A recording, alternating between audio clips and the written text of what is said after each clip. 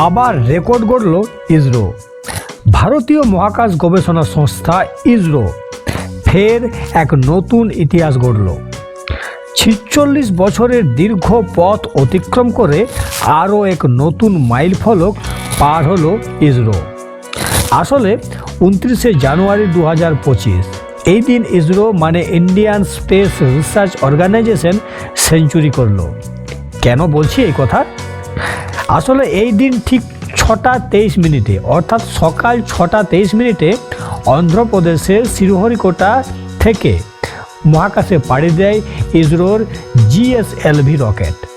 সঙ্গে নিয়ে যায় NVS-02 নেভিগেশন স্যাটেলাইট।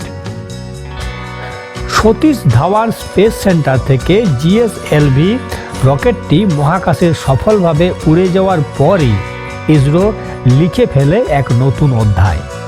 কারণ এই রকেটটি ছিল ইসরোর মহাকাশে পাড়ি দেওয়া ১০০তম রকেট। মানে এই দিন ইসরো সেঞ্চুরি করল। মহাকাশে রকেট পাঠানোর ক্ষেত্রে সেই ১ থেকে ১০০তম রকেট পাঠাতে ইসরোর সময় লাগলো ৪৬ বছর। জার্নিটা ছিল ১৯৬৯ সাল থেকে। ১৯৬৯ সাল থেকে জার্নি করে এই দিন মানে ২৯শে জানুয়ারি ২০২৫ ১০০তম রকেট পাঠালো ইসরো।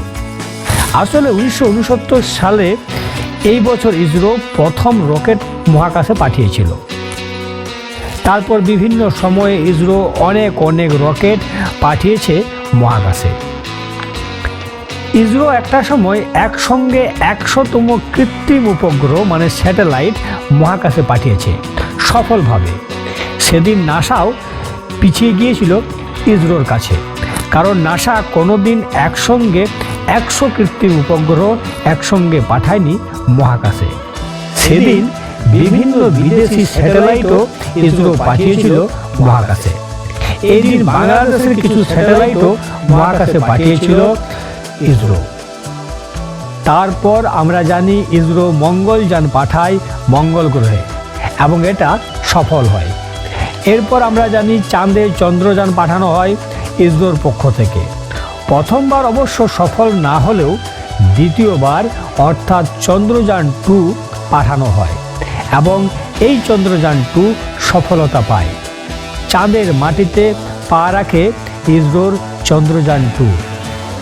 ২৯শে জানুয়ারি ২০২৫ এই দিন আরও এক সফলতা পায় ইসরো। এই দিন ১০০তম রকেট মহাকাশে পাঠানোর কৃতিত্ব অর্জন করে ইসরো। এই দিন ইসরো NVS-02 নেভিগেশন স্যাটেলাইট সফলভাবে প্রতিস্থাপন করেছে।